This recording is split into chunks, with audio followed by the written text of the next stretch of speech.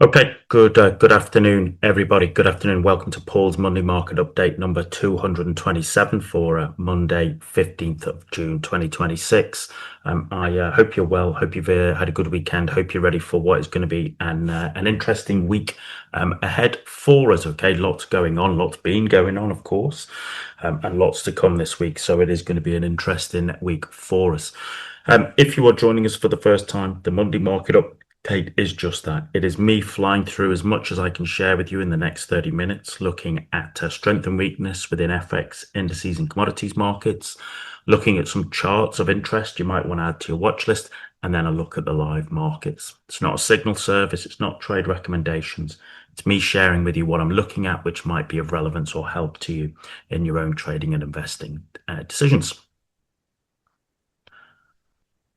And as always, okay, you're always very welcome here, but just remember, you're always responsible for your own trading and investing decisions.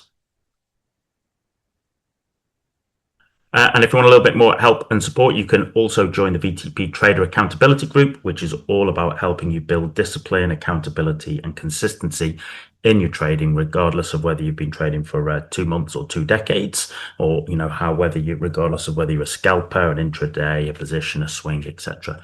Once again, there's a bit.ly code there you can use, or the QR code. I'll take you to details. And of course, as well as order zone, well, naturally we're interested in energy. So this is XLE, which is the energy sector ETF. Okay. So reflecting, major US energy companies. Okay. So it includes, American energy companies like Exxon, Chevron, who we've covered quite a bit and had done well. All right. But they've also come off there. I see those two companies almost like sat on a ledge at the moment. And you have to wonder, with the announcement of a supposedly proper peace deal, is that going to have an impact? It's already an impact on the oil price, which we'll look at in a moment. But what impact does it have on the sector ETF, but also the those energy companies? So not unsurprisingly, XLE performance is always, it's closely tied to the oil and natural gas prices and, impacts on kind of geopolitical tensions or supply disruptions. They are always going to remain those kind of major drivers that we work at.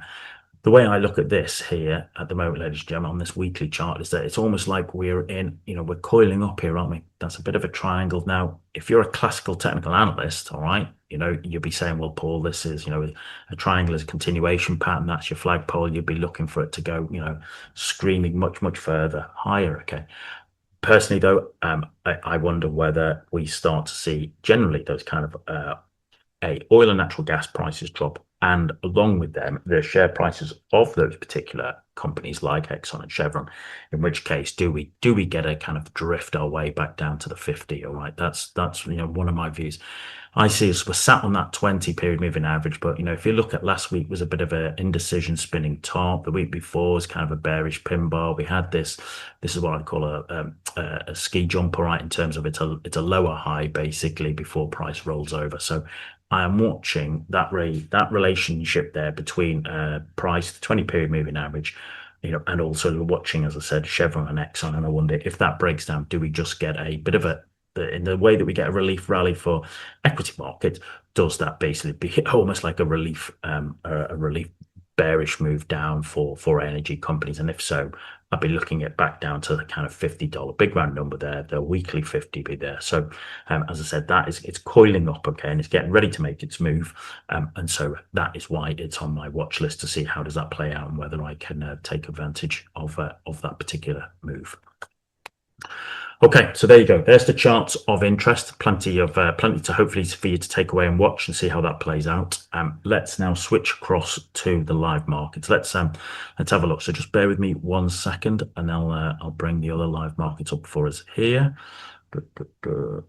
Just in that.